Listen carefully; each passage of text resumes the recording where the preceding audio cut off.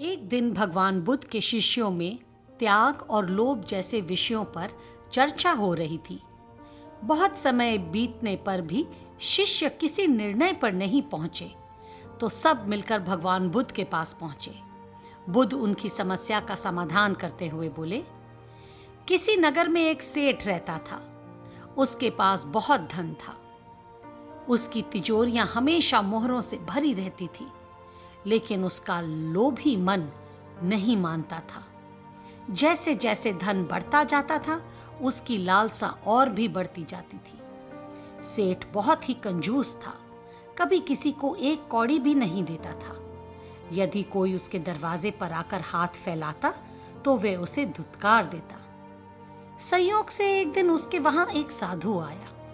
उसे देखकर अचानक सेठ को जाने क्या सूझा कि उसने एक पैसा उसकी झोली में डाल दिया। साधु चला गया, लेकिन सेठ के आश्चर्य का ठिकाना न रहा जब उसने देखा कि शाम को उसे एक मोहर प्राप्त हो गई है।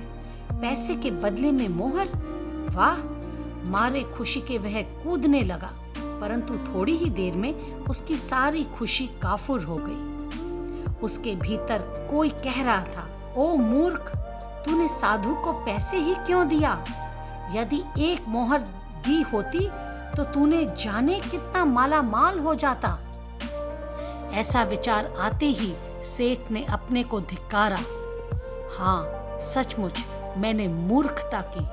अब वह साधु के आने की वाट जोड़ने लगा, पर उसे अधिक प्रतीक्षा नहीं करनी पड़ी। अगले दिन ही वह साधु फिर आ गया। साधु को देखते ही सेठ ने झट अपनी तिजोरी से एक मोहर निकाली और साधु की झोली में डाल दी। मोहर लेकर साधु चला गया तो सेठ के लिए एक एक पल एक एक युग के समान हो गया। वह चाहता था कि कैसे भी शाम हो जाए। शाम हुई और रात भी हो गई, लेकिन उसकी इच्छा पूरी नहीं हुई।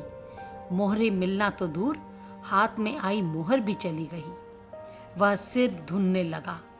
तभी आकाशवाणी हुई, सेठ याद रख, त्याग फलता है, लोभ छलता है। कथा सुनकर शिष्य त्याग और लोभ का मर्म जान गए।